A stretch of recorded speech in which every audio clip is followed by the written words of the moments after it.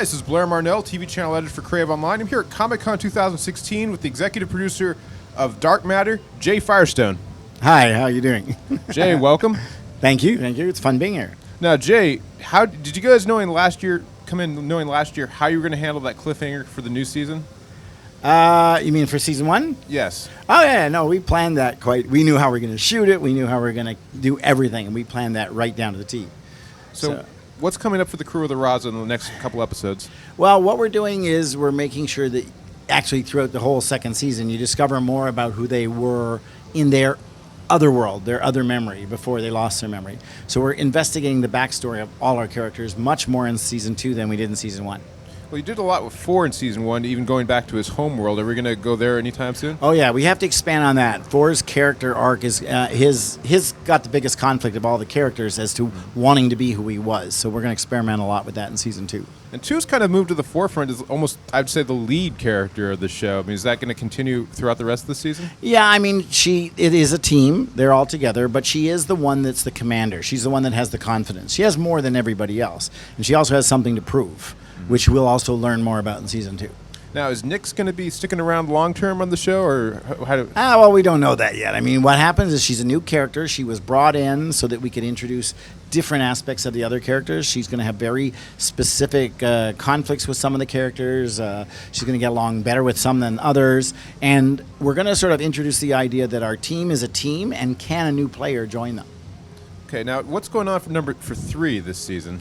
Oh, well, again, 3, we're going to see a little more of the sensitive side of 3. I think it's important that everyone know that sort of smart-alecky, talk-back guy is a really deep character, and I think that's what the fans like hearing about him, that he's not just some shallow crook. He's got something behind him that's pretty serious. Well, I think you guys did that in season 1 when you had his ex-lover in cryo freeze, and how he reacted to what happened to 2 in that episode where she was spaced. So yeah, but we're going to see more of that. We're going to see more of that conflict with what his life was before he lost his memory, why he became... We're going to learn a lot more about why he hardened. Mm-hmm. Now, Dark Matter came from comics. Will it ever go back to comics? I don't know. I mean, I'm sure we'll try. That's a discussion we'd have to have at Dark Horse. But this show has changed so much from what the original comic book was. And that's one thing you have to do when you take a comic book to television. You have to have a lot of creative license to change things. So if it goes back to comic books, it could only change. It would have to follow the story that we've set for it. Yeah, it's almost unrecognizable from what it was, because the first storyline was that first pilot episode, really. Yeah, and we did something interesting in the casting. We opened up all parts to male and female parts. Mm-hmm. So we didn't necessarily say that any one part had to be male or female, right? So we opened it up, and that created a situation where even the android, which we were going to originally have as a male, became a female. I could never picture the android as a male.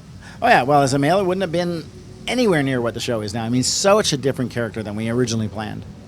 So what can you tease for the next couple episodes? I think we're going to learn that getting their memories back is possible. I think we've already learned that. Mm-hmm. Okay, and that's going to create a conflict for everybody. Do they want to be who they were or not? And so in order to answer that question, we're going to teach you a bit more about their origins. You're going to learn a lot more about why 2 is who she is, what she's all about. We're going to concentrate on a few characters. We're going to introduce Nick's backstory. We're going to introduce a lot more of 3's backstory. And we're going to see a different 5 than we've ever seen before. We're also going to see a conflict of 6. Can he join the team again and get their trust? Yeah, that would be interesting to see, because that blew me away at the end of season 1. I was like, 6? Really? Yeah. 6? And you saw early on in the show that 6 had a misconception of what his real role should have been, and what the GSA was all about. Now, what was behind the decision for 1's direction this season? Well, of all the characters, I think it was important that we show that every character is vulnerable, because it's easy to assume that they always get out alive. So it was necessary to make people understand that every one of our characters is vulnerable. Mm-hmm. So we had to pick one. Mark was a fantastic actor. It had nothing to do with anything other than we needed to let the audience know that every one of our characters is vulnerable. I was about to say, he shot him in the chest. I'm like, oh, okay, you can still lift that. Oh, well, maybe not that last shot through the head. No, it was important to me that in that tag, it was over. All right.